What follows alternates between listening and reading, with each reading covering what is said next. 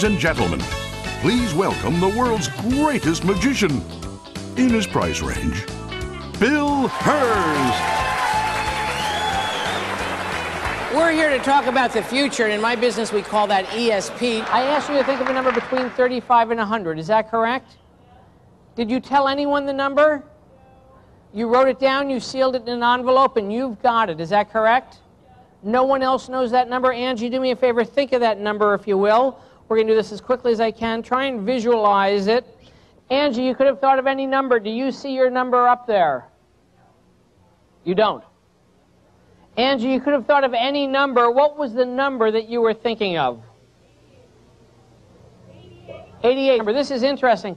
I didn't write 88 the way you're used to seeing it. However, you'll notice if you were to add 7 plus 12 is 19, plus 1 is 20, plus 68 is 88, Angie's number, which might be pure luck until you add the second row. 2 and 8 is 10, plus 67 is 77, plus 11 is 88.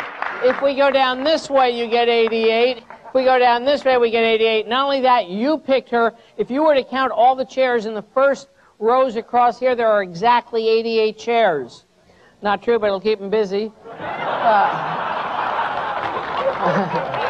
However, we can take it a step further, because you'll notice if you add 68 plus 3 plus 9, you get 88. If you add 7 plus 67 plus 10 plus 4, you get 88. That might be pure luck until you add 68 plus 4 plus 9 plus 7, you get 88. If you add these 4, you get 88. These 4, 88. These 4, 88. These 4, 88. These 4, 88. There's over 105 different ways to make 88, and let's give Angie a big hand for thinking of 88. My show is designed so that it's customized for whatever venue we're in. So if it's a large-scale production, no problem. If it's a small, simple show, we walk into the ballroom, turn on the house lights, I am ready to go. No, actually, I am in a great mood today because it's a brand new jacket. Do you like it? It was a present from my wife. Came home last night, it was hanging over a chair. So it's a little big, but it came with a wallet, so what do I care? But do you have a clean white handkerchief? All right, go like this then, Rick. All right, yeah, okay? Just by a show of hands, how many people here believe in ESP? Okay, for that gentleman there who raised his hand, here's a joke for you. Hope you enjoyed that. All right. Thin end, thick end, thin end, thick end. Fair enough? We're going to have a, just hold that right in place. Good. No, not with your hand, just like that. Marianne, when he lets go, we're going to have a little race. Which end is going to win the race, the thin end or the thick end?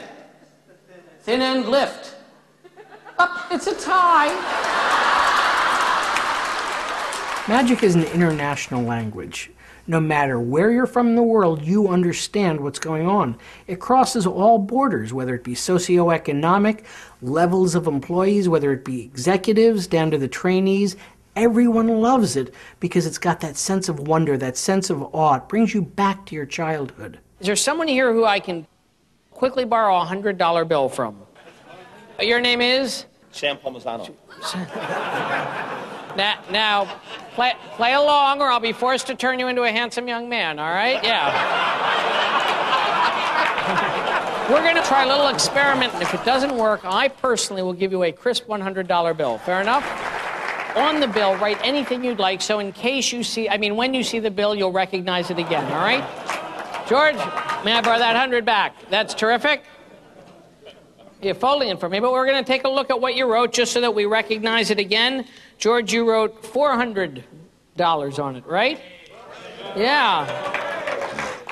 But we are going to try something in the field of ESP. I'm going to take your $100 bill and I'm going to seal it inside the envelope. Now, George, here's where it starts to get fun, because I have 3 other envelopes that look exactly the same. In 3 of them are folded blank business cards. One of them, George's $50 bill.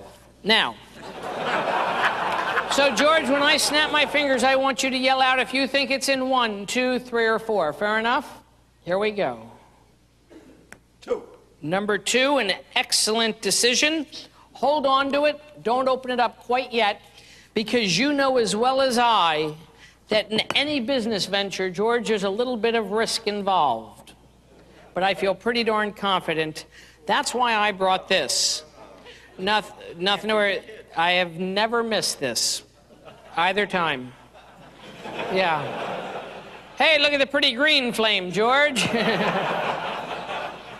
Those are burning beautifully, but I feel pretty darn confident. George, it's all about teamwork, working together, communicating. Open up your envelope, take out the $100 bill, and show everyone what happens when you work together. And as I said, that's what it's all about.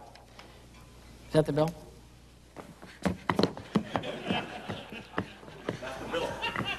Bummer. George, I said if it didn't go right, I'd give you a crisp 100.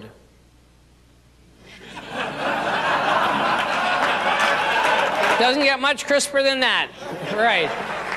I want to show you something that I hope you'll never forget. You wrote 400 on it. I had no idea you were going to write 400 on it. This is something a little bit unusual, a little bit strange. I see a gentleman right over here. Your name is? Right over here, yes. Frank. Frank, stand up right where you are. Frank, where are you from? Michigan. Sorry? Michigan. No, I heard you. I'm just sorry. Frank, I'm going to ask you something that I hope you'll never forget. I'm going to ask you, if you will, to slip off your right shoe. Yes, actually take it up, lift it up, hold it high up in the air, look down inside the toe. Do you see inside there a folded $100 bill with the word 400 on it? No. I admit, that would have been a hell of a trick. Well, thanks again, George. All right. Yeah. Wait. I must admit I did come prepared just in case of emergency. You'll notice I have a zipped wallet. In there, just for emergencies, I have an envelope that says fire insurance right on it. It's still sealed. I haven't had to use it before. Does that say 400 on it? It does. Is that the one you gave?